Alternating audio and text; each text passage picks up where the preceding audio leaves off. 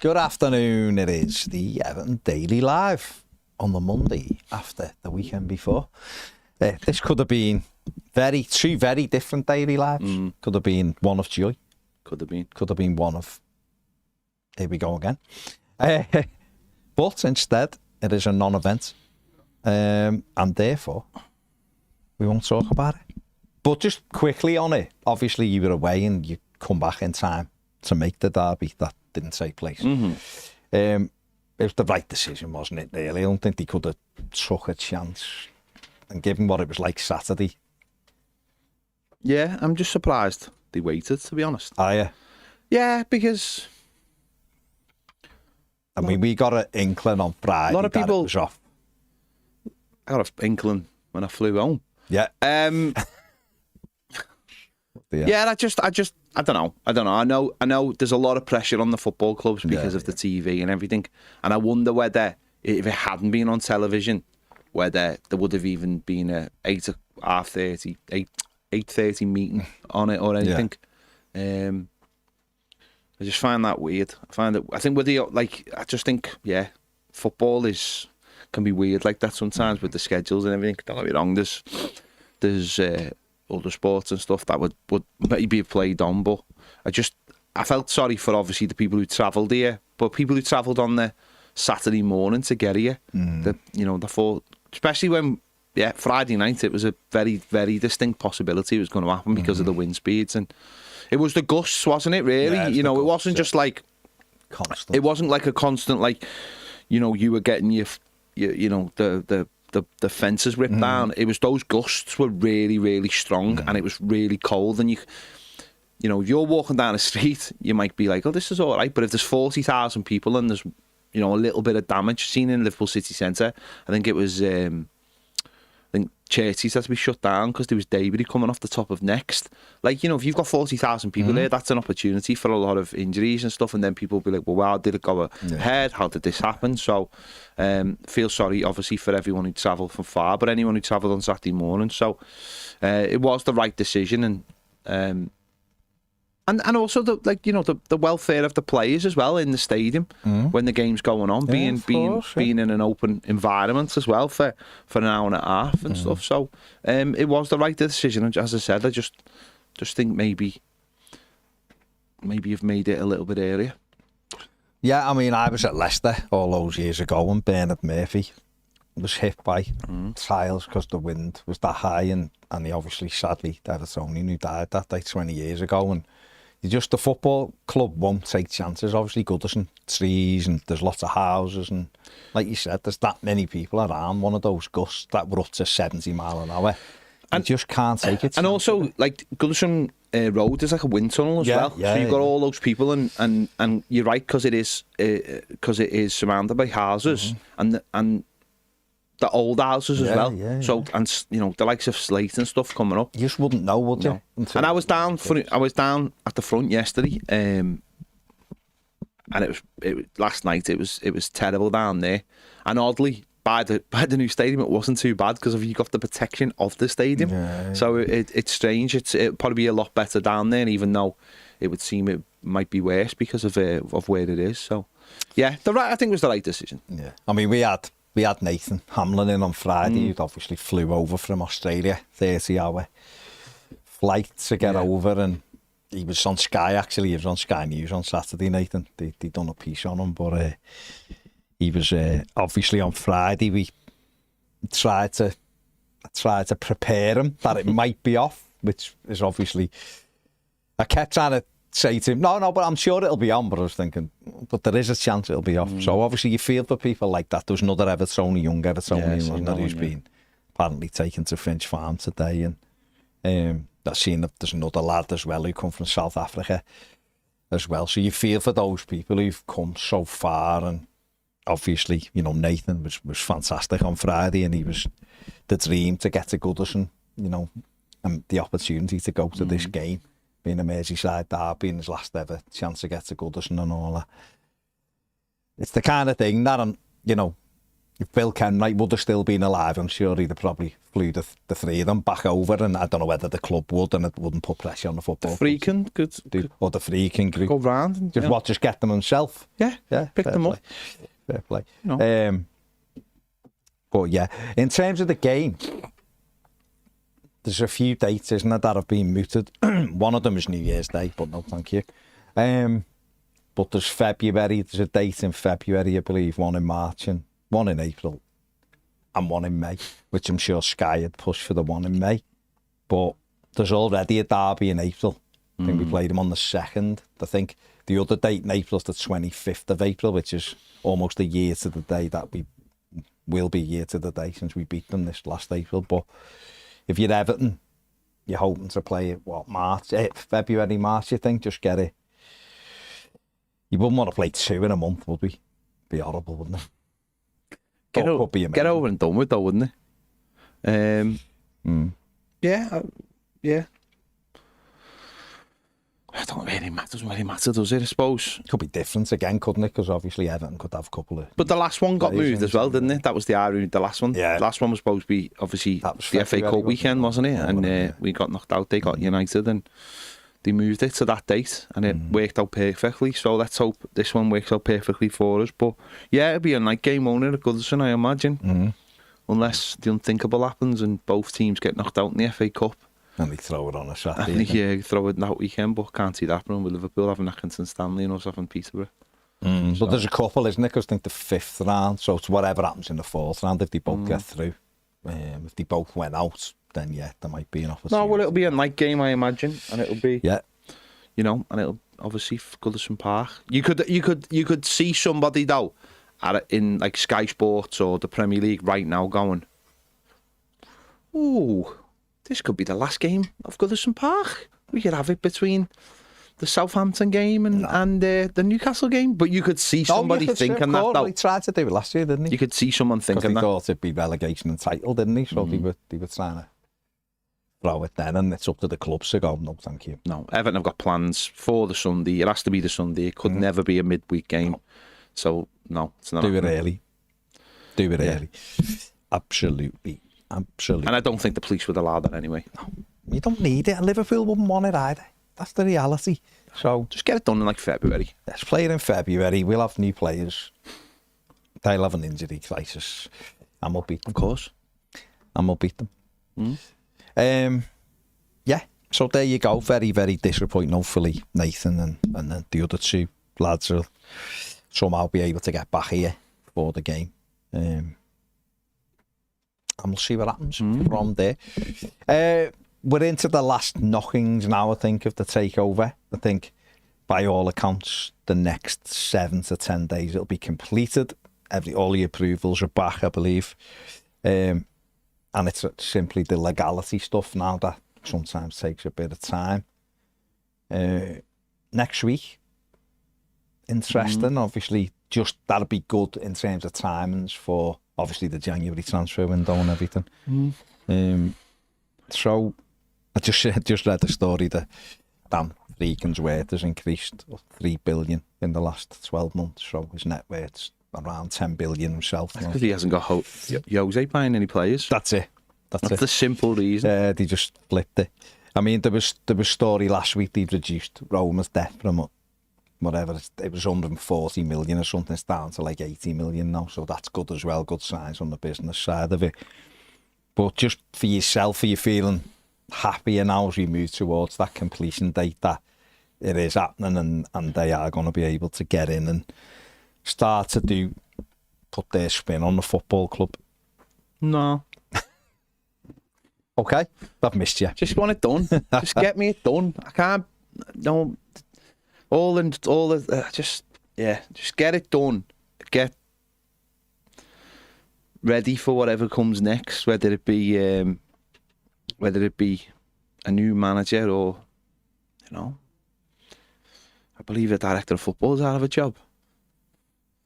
About and his old partner, his old managerial partner is there as well. I mean, could be a way to look at it. Could be something. Could be a way.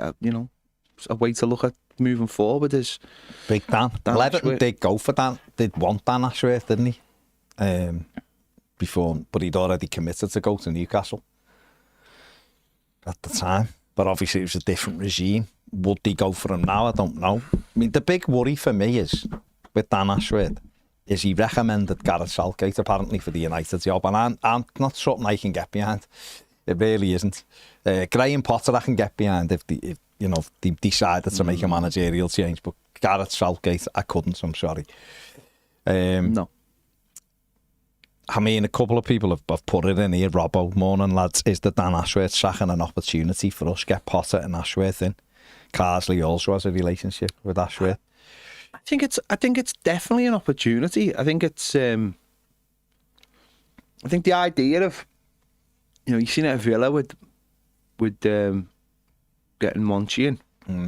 I think the idea of bringing someone like Dan Ashworth in. Listen, that would maybe be harsh on Kevin Felwell. I don't know whether it would be or not. It just seems like would be a good opportunity. But then Graham Potter might, if he was approached, might just be willing to work with anyone. It just feels like Potter knows what Dan Ashworth's like systems are and stuff, and it would be comfortable for him. But you don't really know, do you? You don't really know because we've not worked in that. You know, we've not seen what their relationship actually is together. You know, Dan Ashworth's a guy in. Is there a way that he could come in above Felwell and so obviously be? I mean, I'm just thinking you're there in this quite a bit now. Liverpool did it obviously with Michael Edwards has come back with the Friedkins having Roma as well. Yeah. Could he come in as like the Friedkin Group sporting director sort of thing and therefore work alongside Kevin Felwell and also do Roma stuff? Or do you think that? No, I don't know. Because he is a system. We know, obviously, we speak to people who are well into the Brighton system and know everything the way Ashworth had it working. Very impressive. Yeah. But they still had other people as well on the recruitment side. Yeah, so he's not a recruitment guy as such, No. is he? He's a systems guy, puts systems in place and makes clubs work better. I don't know what's happened at United as such. You know, maybe too many cooks. Maybe they feel like he was the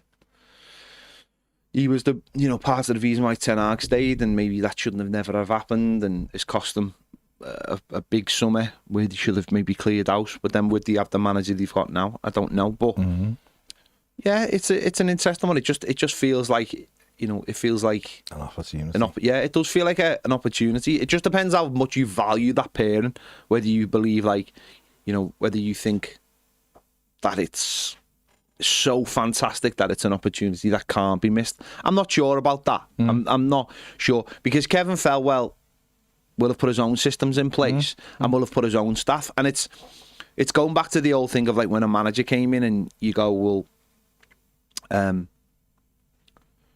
if you sack this manager, you start again. Yeah. Well, that doesn't happen anymore. No. In fact, Dyche really only has him and two other people. Everyone else is Everton. There's Everton, yeah. You know, they'll all stay. But it's with the director of football, it's the same thing. If Felwell left, all those people are his, all those analysts are his, all those systems are his. They would all have to be ripped up. Now, that's the point of having a director of football. That's probably why they've gone early with Ashworth.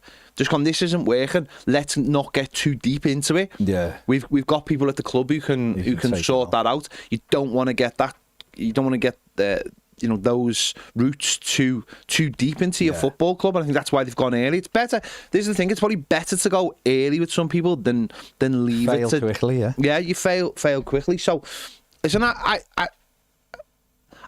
always feel like I don't know if we've seen the true job that Kevin Felwell's done. The same way I don't believe we ever saw the true job that Marcel Brands did. Steve Walsh had butties in a briefcase, so he's different.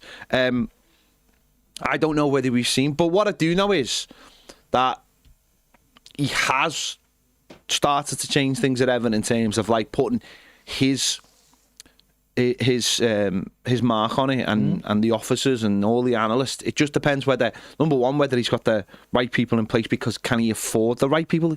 You know, it's the same in any department, isn't it? If Everton haven't got much money and they're competing with another football club, they're going to miss out on that person because there's going to be better opportunities. And we've seen recently people leaving Everton to go to other places because the opportunities are better. You know, you might have a guy who you can imagine being at Everton and sitting there and you've been tracking a player for a long time, and you know it's a fantastic opportunity, and then when it comes to actually doing the deal, someone turns around and goes, "We just don't have the money," and that must be so frustrating. Yeah. Whereas another football club can do that. Can make that, and with Everton, you know, we know for a fact that Everton have gone all the way to the line with some of these people, and then it's been a case of they haven't got the money, or they can't do the deal, they can't structure the deal, and Everton have gone right to the line with some of these players, and it's come down, and it is weird because you think that'd be the first thing, can we afford them? But that seems to be the last thing, because they want to try and do the deals, and some clubs are open to doing those kind of deals, and obviously they might be open to do them, but then someone else comes in and rides off the back of all your hard work. So it's a difficult one to know whether that is the right thing to do. It's going to be interesting what they do, isn't it? Because they'll be, you know, there were stories last week, I don't know, obviously you were away and stuff, but there were stories last week saying that basically Everton have chosen the CEO, he's ready to go. He or she is ready to go, could be a she. And the chair, they'd chosen the chairperson as well, and on announcements of the takeover that these people would be, you know, start to come in and stuff. So it is going to be really interesting. And you're right with Kevin Thelwell, we don't know. You know, I've been hypercritical of our recruitment because I just feel like I just don't understand how we haven't been able to put pace in the squad. I really don't. No matter what the constraints of your wage. Everton have still spent money. So that money could have been spent elsewhere on pace. So, and you know, I haven't spoken to people in and around it have assured me they tried to get pace, but the reality is everyone else seems to be able to buy it, so why haven't Everton? So that's one thing that I would always question, because it's such a requirement in the Premier League. But other stuff that he's done, he seems to have got a grip on. And we know that he's been held back with other stuff because they just simply haven't had the money. Because the reins have been put on. And listen, whichever way you look at it, building a stadium takes you money. Arsenal, if you want to go back when Arsenal were moving from Highbury, they didn't spend any money. And people were critical of them because they were a good side who, with a little bit of money spent, probably could have won more trophies. And yet Wenger treated it like he was spending his own money, didn't he? And he got criticised for it. He did a fantastic job because Arsenal was still managed to finish in the top four. But you looked, how many times watching it, you go, they just spent a bit of money. They could actually win the league. And it was like the money's gone into this stadium. Everton have done that on a totally different level, of course. Everton's getting Champions League the way Arsenal did. Everton's has been just stay up kind of thing, hasn't it? And, you know, again, we spoke last week, me and John, about Farhad Moshiri, and he's made, of course, he's made terrible errors in our opinion. He has. But ultimately, when he comes out the other side, he's delivered an unbelievable stadium on the banks of the Royal Blue Mersey, and it is. And if that's his legacy, then fair play. He's come in and it's a huge thing in Everton's history. But Everton the tap has been turned off during these years, hasn't it? So if Kevin Thelwell might have been going, I know how to change this team by doing this, this and this, and yet every penny's been funneled towards the stadium, and any little bits have gone on sticking plasters for the first team. And hopefully now with this takeover, there was the stuff last week as well, don't know whether you will have seen it, about the restructuring of the debt, and people have seen lots of people on Friday going, well, why don't they just pay all the debt off, the billionaires and all that? Well, a lot of that will disappear anyway, because the actual Bloomberg story was inaccurate anyway. It was quoting figures that weren't real, and it was quoting figures like Moshiri we know Moshiri's like in the 450 million off. We know when the Friedkin take over, that's getting written off. So that debt that they were saying was so high would be reduced right down anyway. But the restructuring of like the RMF deal and things like that, whatever happens with 777 and all that stuff, Leadenhall. If you reduce them payments, then that money goes back into the football club, which should release those opportunities for a Kevin Thelwell to put money where he wants to. Sure. Yeah, because debt is, it's about the, we've said loads of times, haven't we? It's about the what you're paying back. The interest payments, and Everton have been caught out over the last 3 or 4 years massively. People have seen us coming with the stadium and know that they could take high amounts of cash offers, and restructuring it is what any smart businessman would do. You don't pay it off all in one go, and you can just, because debt is part of any business and looks good on the balance book, so I'm told. So that, from that point of view, there will be more money. Of course, there'll be more money because there's loads of money in the Premier League. That's how you capture that money. Of course, there is. There's lots of it. It's all there. Obviously, I was away last week, and I only have to walk up and down the Champs-Élysées to see how. I was in the Adidas shop, and it was all Arsenal and Manchester United and Jude Bellingham. In a flagship Adidas shop. The Premier League is huge business, and every club, of course, once you go past the top 6, it will start dropping, but it's still huge, and it's just whether you can cash in on what you've got. And this stadium, of course, is a massive opportunity for Everton to cash in on it in different ways, and we have to be ready for that, and whether it's the stadium naming rights or whatever. And what you've got to have is a way of not, systems in place so the money isn't going out the door, or isn't going to the wrong people, or you're not spending more than you need to spend. Of course, because that's another factor, which, whether you like it or not, Manchester United have decided that they believe they have too many staff.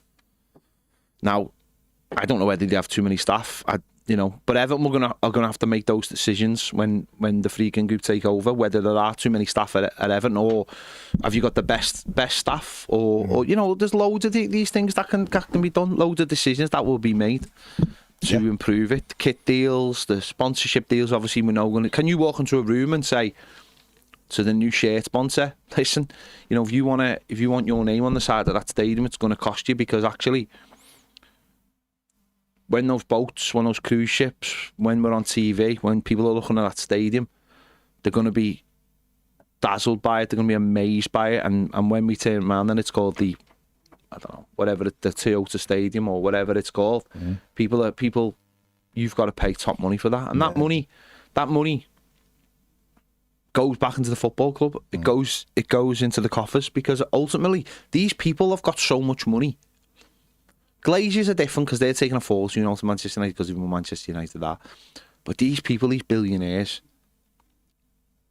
it's about who's got the biggest set. No, Dan Friedkin doesn't fly planes round for the, of course he does for the love of it, but there's a thing in that, isn't there? There's a prestige in that. Of course there is. There's a this is what my money buys me. And then you've seen it with the football club. You've seen with the owner of Nottingham Forest making big moves because he's got the money, and what he wants is he wants football clubs to be what people see when they think of him. This is what I own. This is who I am. This is how important I am. So the Friedkins hopefully puts things in place so that happens with us. Yeah, again, if you look at the way the Premier League is this year as well, it seems like Forest up there and Brighton and Fulham are all doing well, and just by getting your house in order, you can. We're seeing Newcastle drop away. Despite the money, because you've got to get those processes in place, and it's got to develop from there, and they'll have a decision to make, obviously, with their manager and whether he's getting enough out of it or whatever, but you've got to get all your processes in place, make sure your PSR stuff's all in place, because as Newcastle is showing, with all the money in the world, it doesn't mean anything. You can't spend it, so you've got to make sure you're doing it in other ways, and that's what Everton have got a unique opportunity now for a reset, a unique opportunity with PSR. By creating a lot more money, they can spend a lot more money. Before wages spiral, you've got a chance of grabbing hold of the wages and going, no, this is what we do and this is how we do it. And we'll have to see whether we take advantage of that. And the Friedkins hopefully will come in and put those processes in place and will take advantage of it. David Murphy on the Super Chat, just on Kevin Thelwell, says, I firmly believe Thelwell is a failure. No pace in the squad. Other people are saying replace him because he hasn't bought. James Graham, YouTube member, says, there's nothing that happens that convinced me to keep Kevin Thelwell and Sean Dyche. Interesting. Connor says Ashworth is worthy of consideration, but regardless, we need the Friedkin Group's director of football in place before they make a change as manager. Making those hires out of order never works. Yeah, but I think they will have been included anyway. Rita says, who's a YouTube member, says, hi guys, I know you prefer the Everton-Liverpool February, but me personally would like it to be the last ever game at Goodison. No. Oh, Rita, no. No. Imagine if it went the other way. No. She also says, guys, I'm back and forth to hospital, so if I don't get to see you, may I wish you a Merry Christmas. And you, Rita, hope you're okay. Hope you're all right and you're feeling much better. Stephen says, gutted the game was called off on Saturday. Had money on Pickford, first half hat-trick, kicking towards the park end. Robbo says, Dyche needs to go. It's always been like this mindset has brainwashed some fans to believe in Forest and Villa improved because their squads were so good, not because the manager improved players. Yeah, if you actually look at Forest, they are doing brilliantly. But go and look at the squad. It's not like they're amazing. They've just got a good manager. They have got good players, don't get me wrong. Like said, Gibbs White been brilliant. Ola Aina's been brilliant. Chris Wood's on fire at the moment. They're not amazing. And yet they are a good side. They're a good side who go forward and attack. It's incredible when you attack what you can achieve. As Everton proved last Wednesday, even though people said there was no difference than the other games, there was. And that's it in the Premier League. You know, watch Fulham. Look at them flying forward, these teams. But these teams are getting rewards for attacking. That's what it is. And if you can change your manager and improve players, that's what a coach is there for. Listen, I'm not saying, Dyche can't get better. It's up to him now. Can he get points out these next three? If he loses the next three, he's in big trouble, of course he is, because he will have lost whatever. Everton will have won 3 games in 17 or something, and we're in 3 really tough games, by the way, but 3 wins in 17 is, you're out the door, aren't you? Any club. So we've thrown away points in games that we should have won, and games against teams who we could have beaten. This is what's happening in this league, and when you're coming in and looking to take over as the Friedkins are, they will be evaluating Sean Dyche, they will be evaluating Kevin Thelwell. What have you done as a director of football? Show us what you've done while you've been here. And they can come back and go, well, it's been all of that, it's been difficult, but you can still, there's director of football and managers who are operating on smaller budgets, who have successful teams, or whose teams play good football. And you only have to look into Europe with that. Some of those clubs don't spend hardly anything, and yet they outperform Everton. So it's what it's about. This thing of that Sean Dyche does come out with is puzzling to me. That Everton have always struggled and all. It's just a lie. It's a nonsense. 3 times, isn't it, in longer than 15 years where Everton have even been in 30 years. 30 years Everton have even been in a relegation battle. So there is utter nonsense, that stuff. Other stuff, yeah, of course he's had a difficult course. He can make an argument for certain things, but that is nonsense. TL, who is a YouTube member, says, good evening, Ped and Baz. 29 degrees here in Perth at 9 o'clock. Happy the takeover's getting closer. We need to close this chapter and move on to the next one. You wouldn't want that though, would you? You wouldn't want 29 degrees at not at Christmas. Not at 9 o'clock at night. And not at 9 at night, no. No, absolutely not. Not at Robbo says, fact, Chris Wood was a 1 in 3 striker under Dyche in his peak years. He's 1 in 2, age 33 under Nuno. Says it all. Does. Colette says, stadium is an iconic building and straight at the top of the list for European finals. He mean it too. Says, Baz, can we have the camera zoomed out a bit? It seems too zoomed in on you when it's a one shot. No, it's fine. Okay, there you go. I don't make them decisions. I do, and you're wrong, and I'm right. There you go. Too zoomed in. It's perfectly crafted shot. That. How dare you? That's art. How very dare you? How very dare you? Don't test Ped's, Ped's artistic values. No, even. No, don't even do that. Absolutely don't. James also crying now. You've made James cry. Oh, don't cry, James. It's okay, James. We back crying, you. Honestly. We back you. It's fine. Yeah, it's making it feel small. And don't forget, it's the draw on Friday for the Seamus Coleman signed shirt. If you are a Premier member, if you've got a yearly membership, or you're in the top tier, you are in the draw to win that signed Seamus Coleman shirt. Also, that camera's crap, and we've got a new one, yeah. And it's getting binned today. It is crap. It's a crap camera. That's like the crappest of the crap cameras. But we've got a new one. This is the last one. We've got a whole new rig now. Been waiting for John Bain to go to Florida. He's gone now, so we bought a new camera while he wasn't looking. That's what I say. There you go. It's not Blair, James. You've just got cataracts, I'm afraid. Harry? Yeah. Loads of Harry? Harry, in both eyes. Okay. Sorry to break the news to you, mate. Got to go to the eye hospital. Okay. Everton Viking says, are we on the verge, or is it edging closer, or is it the famous 24 to 48 hours away, or are they considering completing it? Maybe they're even having tentative thoughts about finalising it. Next 7 to 10 days, done, mate, done. Harry James Tattoo says, do we think there's a possibility that Wolves could have been Dyche's last home game as our manager? No, can't see it. I think we'd have to lose like 6-0 or something on Sunday. I can't see it. I can't see it. I think he'd be here for the next couple, if they are considering replacing him. Dixie Dean Howgate, just morning all. Good morning. Jake says, I was thinking about McNeil and how little he offers apart from set pieces most of the time, and how some teams over the years have had a player who's had one specific usable attribute. Ward-Prowse Saints, pretty average player, in my opinion, without the set pieces. Rory Delap at Stoke. Are there any more? One player per club. Andy Hinchcliffe wasn't a great footballer, but his deliveries were fantastic. That's why Howard Kendall kept binning him. Because didn't think he was a good enough footballer, but he was very good at deliveries. Wasn't he? Yeah. Well, obviously Dwight, isn't it? Dwight's deliveries are excellent. Yeah. That's his thing, isn't it? He, last week against Wolves, he had a really poor game for him. But it's could have walked away with like 4 assists. That's the thing, isn't it? That was the difference. Is the set pieces have been horrendous this year. Been really, really poor.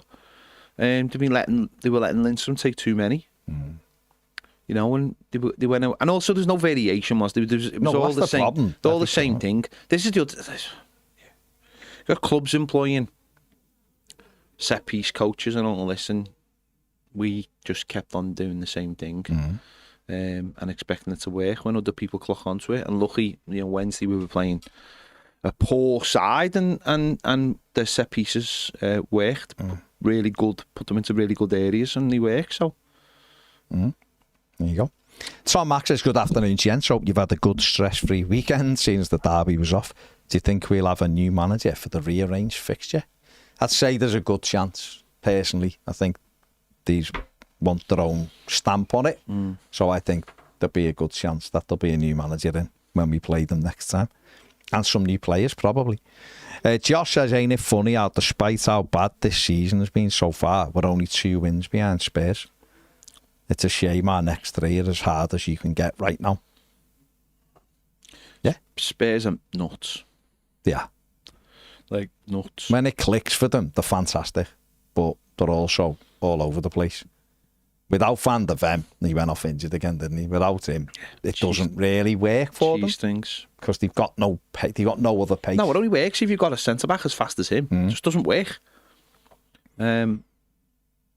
No, it just doesn't work, and there is a touch of the Martinez as to that whole situation now, isn't there? The manager believes. Would you like him as Everton's manager? I like Ange, but I can't be doing with managers who can't see what's in front of them. You know what I thought was a bit mad, and we can do this on inside, but what I thought was a bit mad was his comments after the Bournemouth game the other night. And he said, I really don't care about the fans. I'll just do my own thing. And I thought, even if that's what you think, and a lot of managers think like that. I think we've got one who thinks like that.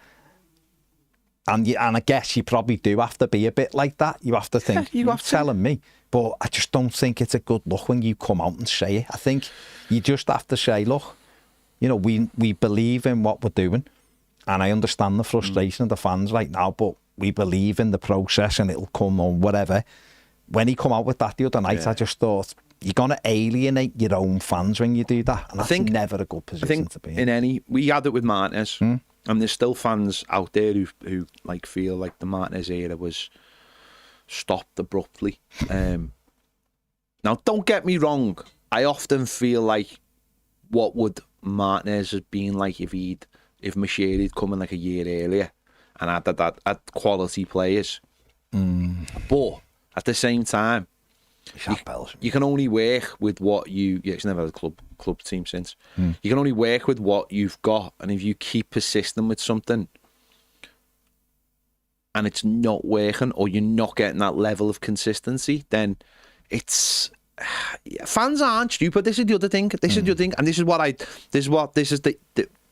the other side of like management. And we've heard something from our manager about this, and we've heard, you know, football fans aren't stupid. Most of us have been watching football for a very long time, and we understand like the nuances of football. You can't like take football fans and think they're stupid, because they're not.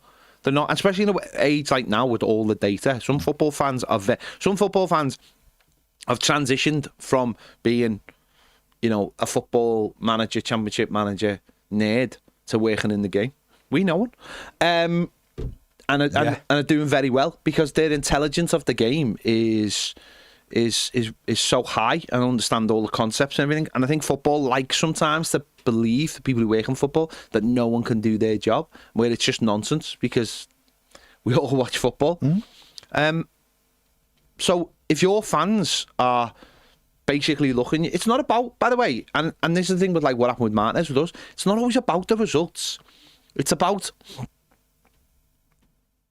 not being able to see what's right in front of you and making those decisions.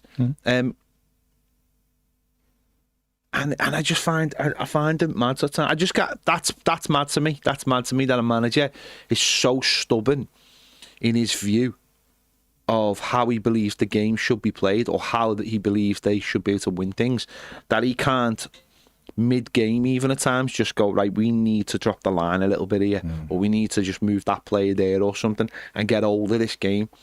There are still the old-fashioned things in football are still there, getting hold of the game, winning your battles. Not, you know, and it's like, if you need to drop the line like 5-10 yards further back just to get hold of the game, when maybe it's like when we played Bournemouth and they scored, it's like everybody knew what was going to happen because we've all watched. You watched the momentum, and that was the day where our manager just sort of stood there and got caught in the headlights. And when he said it's on the players, that's where I was like, personally for me, I was like, no, because the players are just playing the game. You have. The momentum's gone past them. They're tired. They've got fresh legs in. You have to do something that changes this game. Whether that's making a sub or just changing with the formation. You know, we used to call it the weir sub when it was Moyes. When we go a couple of goals up or something, you go, here comes the weir sub, kill this game. Postecoglou's mad not doing that. It annoys me that with football managers. I think the best ones can understand. I actually think that's where Pep's gone a little bit wrong this season.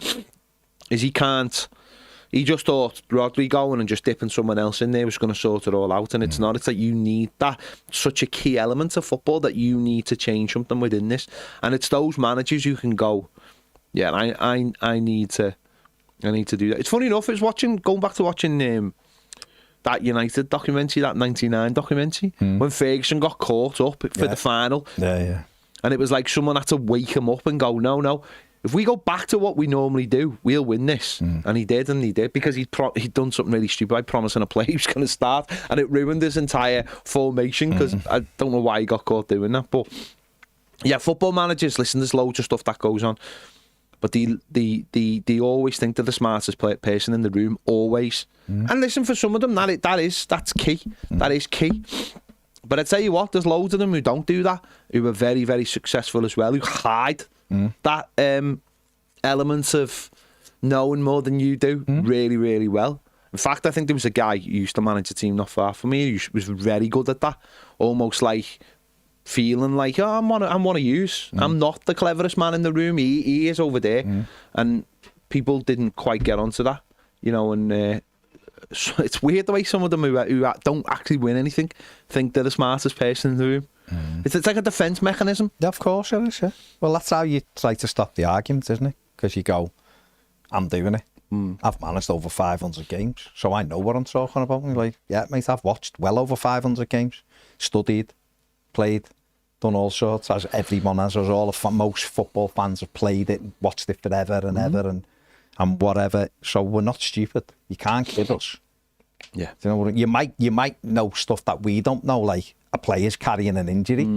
You might know that, and we wouldn't know that, because when we turn up, we trust you to put the fittest 11 out there. Yeah. Whatever. Or a fullback might be overlapping all the time because you've told them not to. Yeah. And that might just be for whatever reason. But in general, we understand the game. We understand what's a good footballer, and we understand what works and what doesn't work and what we like.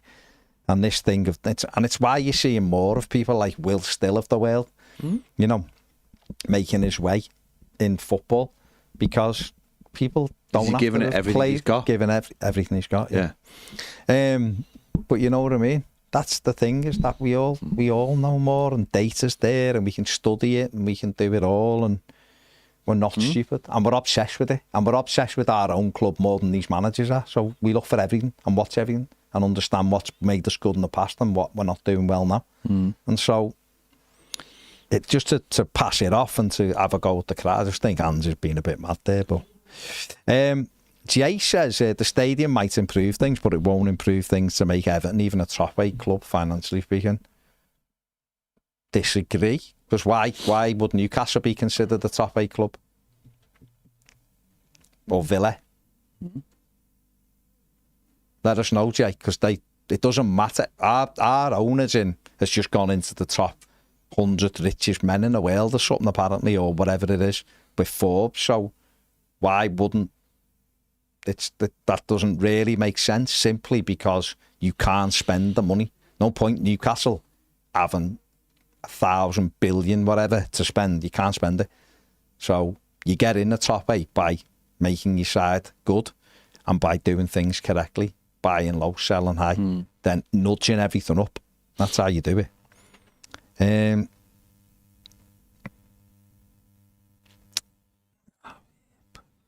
Someone said I looked knackered in the comment. No, I look knackered, right? Not because of how far I walked last week. It's probably because my missus woke me up crying at 7 o'clock this morning. Why? Because it was the last ever Taylor Swift concert this morning, right? And I imagine other people will be in this boat. And because it was in Canada, in Vancouver, it finished at like 7:20. So she was like, she had it on the phone. She woke up at 5 to watch it. And I could just hear blubbering in the background. So then I was awake then. But why though? Because it was the last one, and it's sad. Because it's like I don't know, there's like a bit of a community we built with it all. Yeah. What have you been doing, Jay? Because apparently I've just gone like really small. And I am really small anyway, but you know what I mean. I don't think he's got the technical ability. I don't know. People are just weird. Why is Baz 3 pixels? I know. Maybe it's that camera. I don't know. Who knows? Don't know. We've got the camera up here. We can see it, and I didn't see anything change. Weird. Don't know. Anyway, Everton Vikings says Joe Silva's the striker who's meant to be the next big thing. Wasn't. Scott Spencer scored 40 goals in the youth team for Oldham. Then we bought him. Yeah, he was rubbish. Mike Raff says that's a fantastic birthday weekend. No game made it better. And your son, who's a Chelsea fan, they were fantastic. Give Spurs a 2-goal lead and beat them. Ian the Blue says, nice to see Pep back. Can he do his Dyche impression in French now?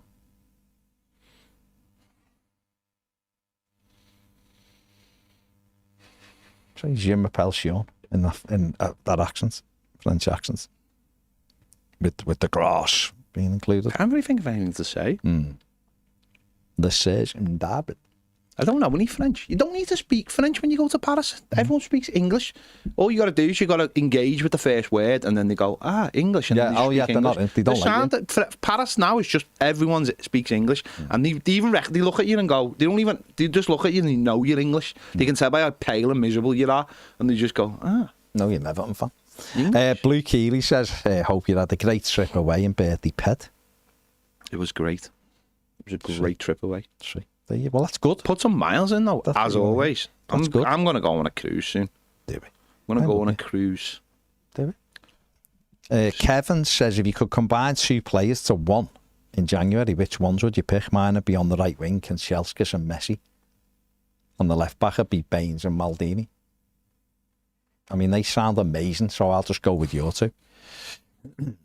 Professor Poopy Pants says, I hope we have a better manager and squad by the time the game is rescheduled. The cancellation also gives the players downtime, which may work in our favour. Pedro Dino, have you watched Yes. What? But I'm not. Don't talk about Bad Sisters 2. Yeah, I haven't watched it the yet. latest one last night. It's really good. Okay. It's really, the first series was amazing. Yeah. So it is good. Yeah. Like I tell you what I am watching if anyone wants a show to watch, but it's very niche. It's called Arcane. It's on Netflix. It's animation. It's fantastic if you like that kind of thing. Very, very niche. It's based on a game called League of Legends, which I believe is like the #1 game that the in competitive gaming. It's like the #1 game. Yeah, so they've took colours out that. It's unbelievable. Unbelievable. Everton Viking says another 10 days. Everton and the Friedkin group trying to finish me off. Barbara says, luckily the announcement came out as hundreds of fans were getting on the train from London, which got to Liverpool in time to get to the ground for kick-off. Hundreds then got off, but had the announcement come out 10 minutes later. Gary says, I'm with Ped between 777 and the Friedkin group. I'm tired of hearing about it. Just get it done. Benjamin says, if Potter came in, I just hope he waves his magic wand and can tactically beat Arna Voldemort in the Merseyside derby. Well, there's a link between Bad Sisters and Harry Potter because Sharon Hogan is supposed to be the new McGonagall. There you go. Brilliant. There you go. Because I knew you wanted to know that. I wanted to know. Desperate. It's important, isn't it? No, it is important, to be fair. Benjamin says, beautiful pics from the McCartney gig. Ped, loved it. Was good. There was loads of Evertonians there, like loads of people afterwards are like, yeah, I was there. Incredible. And I had that Toffee TV Paul McCartney Christmas jumper on as well, which made it just even better. Well, he is, although he didn't sing the song, didn't he? Which I'm devastated Why about. Didn't he sing it? I'm not sure. But no, what was annoying, right? Let me just say this as well. The place where it was amazing. La Defense, which I believe is Sean Dyche's favourite arena. Will be. But like, they have a rugby team there, so it's the size of a footy pitch inside. Absolutely huge. Hold 40,000. You know, when people go, isn't the arena we've got all right? Yeah, it holds 11,000, mate. It's huge, but you got off the train at La Defense, which is right at the top end. I've been there loads of times. Anyone who's watched Jason, the first Bourne film, Big Arch is there, which is the Grand Arche. You have to walk past that, but for some reason it went on like this high level. You have to go over these high bridges to get to the other side, because there's actually a graveyard below it to get to the other side. And you could just tell no one had ever been to a footy match before in their lives, because there was a massive crowd getting funneled into a smaller area, and people were just standing there. Didn't know what to do. Wow. And you could just tell. And I met a fella in the airport, and he'd been as well, and he was like, yeah. He went, you just tell no. Because like when you go foot, you know you have to manoeuvre and get through, and you have to push a little bit. Yeah. You have to like move people, you have to like start moving in a certain direction, and you could just tell no one had been to a footy match in their lives, because they were all just standing there sort of waiting for someone to tell them what to do. And it's like, no, just fucking move. I was having words with a few people. Doesn't surprise me. Blue Key. Can't say car! Blue Keeley says, hope our academy is a big focus for the Friedkin group, been lacking for years. Everton Viking, I think Thelwell has been in harsh circumstances, but has still ultimately failed in every window to secure what we needed the most. So for that reason, I'd very much like him to go. The little money we have spent, I haven't been overly impressed with. Mark says, if you're betting men, who do you think will be in charge in January? The Friedkins. Yeah. Just them, just managing it if they choose to change it. Mark Max says, I've watched Bournemouth a few times and they have some good players and play nice football with spending a little. Yeah, I watched the last 20 minutes of their game yesterday. Never celebrated when they scored at the end, honest. When Ubatara smashed it in. No, he's done an amazing job, hasn't he? He's been brilliant. He's done an amazing job. The football job. he plays brilliant, and they haven't spent tons of money. He wanted him as well, didn't he? He wanted him. He knew who he wanted. Yeah. Went and got him. Left him in charge. Got through the rough patch at the beginning. And the reaping rewards. Yeah. David says, morning gents, I believe we need a dramatic change in mentality across the club. This defensive, just survive mentality is crippling at times. When Keegan went to Newcastle, he changed the mentality to all-out attack, and that came with some massive drawbacks, but I'd rather watch 4-3 than a 1-0. Maybe that's just frustration talking. Evan Viking says, I do wonder if the Goodison pitch has any effect on corners and set pieces. Why do we sign so many good set piece players at other clubs? When they come to us, they aren't good anymore? But wouldn't they be good away then and just not good at home? Mark says, the moment Martinez was asked Messi or Ronaldo and he said Ross Barkley, I knew it was over. I was in the room. Yeah, we both were, yeah. Evan Viking says, would Martinez have been better with money? Pretty certainly, yes, but for how long is the real question. Ultimately, the issues would remain the same. No, I think he would have been better with money, but don't get me wrong, you are right. He chose Funes Mori over Van Dijk. No, he did. And he some of the South American buys he made at Everton and Wigan do leave question marks for over the validity. Authorities. It's above our pay grade.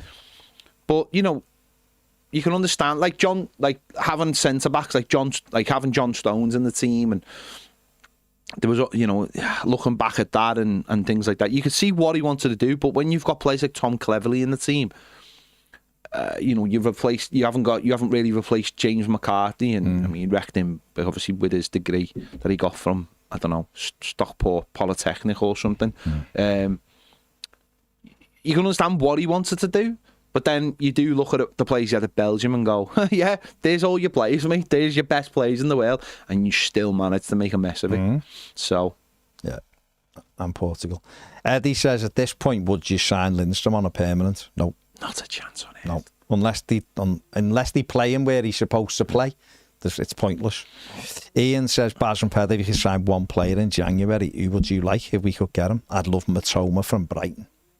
If it's possible. It's not possible, but he will be brilliant for us. But again, he's on the left. The right side of player.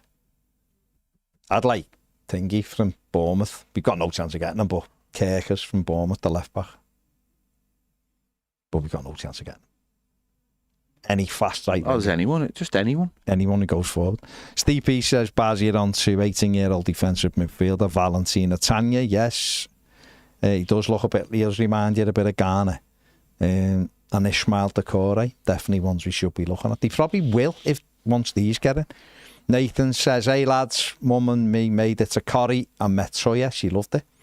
I got to do a stadium tour at Goodison today. Bittersweet, but still loved every minute of being inside Goodison. Tried to imagine what it would have been like on Saturday. Thanks for being awesome, lads. It would have been crap. Thanks for coming in, Nathan. It would have been crap. You saved yourself about 18 quid on tea and Jag Mars bars. Don't worry about it. Would have been rubbish. You would have had the worst day of your life. You got to go on the telly and all the other stuff, and you got to go to Corrie. You're the real winner in all this. You're the real winner. You didn't see Everton lose. I mean, yes, they might have won and it would have been incredible, but you still didn't see them lose. Yeah. Nathan, send me your address, please, in the private messages on Premier, please. Benjamin says, Ped, I'm glad you enjoyed my place of birth. Whenever I go back, I enjoy walking up to Montmartre. Oh, mate. To go to Sacré-Cœur. We walked around Montmartre the other night, and it was boss. It was just all Christmas decorated. It was like being in a film. It was so nice. Montmartre's such a boss place. And Sacré-Cœur is such a Sacré-Cœur. brilliant. I love Montmartre. It's so nice. It's like a little village in the middle of Paris, but it's got Sacré-Cœur there as well. And of course, that where like artist thing is. Yeah, but that's like not. But it just looks like old timey Paris. And there's a little bistro. There's a little bistro that looks like the bistro at the end of Ratatouille. Oh, okay. And the stairs are there from John Wick 4. And John Wick had his final fight in there. I mean, that doesn't really matter. I've been loads of times. But for the first time, walking around Montmartre with all the... Like, Paris does Christmas amazingly well. But just walking around Montmartre the other night, it was just, so nice. A proper gorgeous area. Like, so I paid my respects to John Wick and the stairs that he fell from the top to the bottom of, and made sure I walked down them. I mean, when we were there, went for like lunch round the corner from Sacré-Cœur, and we're in this restaurant and went down to the toilet, and I was midstream, as you do. I just felt a pair of hands on my hips just moved me slightly. And the girl just sat next to me, took her knickers down out the way, and I was just like, how long ago was that? What's going on? How long ago was that? 20 years. Yeah, you wouldn't get that behaviour anymore. No, now. that's okay. And also, at the bottom of Sacré-Cœur, the toilets went in, and there was just frosted glass, like your midriff. And there was just women having a chat, just like talking while you're in. I was just like, this is all very, like... Well, all the at the very, very bottom, there's in more like Pigalle, there's a very, they have certain kinds of shops down there, which... okay. Yeah. No, but this was unexpected, because I was just in a restaurant going, just like before I had my food. Fair play. Just moved, not even as a long word. As you washed your hands, then that's all that matters, isn't it? I also watched something like Paris Waltz at Christmas or something on Saturday with Mr. Shee from Glean. Fair play. And all Paris all in the Christmas look. Well, all the major companies, like Netflix has gone heavy on the... on the like the Hallmark Christmas films this year, haven't they? Well, if you've watched Mr. Shee, if you ever watched Glee, Mr. Shee was so they were dancing around Paris. Wasn't he looked incredible. Yeah, Matthew Morrison. Yeah, he was on. No, but wasn't he on? He was on like a talent show here a few years back, wasn't he? He was a judge or something. Yeah. There you go. That was just that Paris was done up for Christmas, looked incredible. And you've just witnessed it, obviously. I have. Obviously. Ian Murphy says, wouldn't mind Jonathan Bouchard from Mainz, 9 and 12. Yeah. What about Omar Mamouche? Go and get him. Cumbrian Toffee, loving the Christmas jumper. Out yours, you and yours, all the Toffee TV family have a good Christmas. Cheers, hope you do too, mate. Kevin Thelwell, under the circumstances, has been decent. Tarkovsky and Young for free. Chimiti, Garner, Onana and Guy Mangala is good business in our position, but I hope we attract a fast winger and striker under the Friedkin group. Yeah, listen, if you have some more money, hopefully they'll be able to get more of this talent in and we can develop as a team. It's what we need to do. Yeah, Ryan, Cherky and Trufford, says Benjamin. We looked at Cherky in the summer, didn't we? From Lyon. Brad says, when the Saudis took over Newcastle, he was bottom of the table. He brought in Gamerish in the winter and they went flying up the table, and after that they changed the manager. I know a player like him's not available, but one player could possibly change the entire side. But they actually changed the manager before they brought in Gamerish, didn't he? Brought Eddie Howe in November. They brought him in November. They'd won one game at Christmas. And then they massively made sure they got the game called off against us. And then when we played them, they beat us. Yeah, they were in trouble if they'd have played the other one, wouldn't they? Simply just the timing of it. But there you go. Right, we're going. MTAG 2:15, Premier League roundup, including what a comeback yesterday. What a comeback by Chelsea at Spurs. Ange is under a little bit of pressure. And Ginter says Leon financially relegated. Let's buy Mangala. Well, they're not, are they? It's a threat of it if they don't make a payment, which I'm sure they will make the payment. But we'll see. We will see. Right, we're going. Like, subscribe, do all that. You don't have to go anywhere to join us on MTAG. If you want some football chat and a look back on Premier League teams without Everton being involved, then make sure you do. Christian Thierry says thoughts on potentially going in for Eduardo Bove. He's had his contract terminated in Rome just due to a cardiac arrest. Not sure of the details. Is that real? I'm not sure. Might be the right. Do you think a player coming to Everton with a heart condition is the best thing in the world for the player? Tom Doherty, on a more positive one, says the derby might have been cancelled, but I got to meet Dan Meese on the concourse of Euston first thing on Saturday and thanked him in person. He said he just comes over for the match as a fan. Top bloke. Brilliant. Fair play. There you go. Fair play to Big Dan. Did he stay in London or did he get the train up regardless? And Steve Peace, his ped, what are your thoughts on Troy Deeney's new podcasting career? How people are willingly listening to him on a regular basis is a mystery to Steve. I just listen. I've said this many times. There's a guy who looks like someone out of Avatar, and he's having a career in life, and fair play to him for that. A career. He was a terrible footballer. I don't think he's a particularly good pundit, but you know what? Fair play to him. Fair play to him. And Jonathan says would like Walker Peters and Lamptey next season. Both are out of contract, aren't they? I believe. And I'm not sure Everton do like signing players with heart conditions. I don't think there's too many examples of it, if I'm honest. Okay. I'm just saying. Yeah. There you go. I don't think that would be a weird thing to do. Everton have done weird plenty of times. You're right on that, mate. Absolutely right. In fact, you're Goff right. That's how right you are. See you all at 2:15.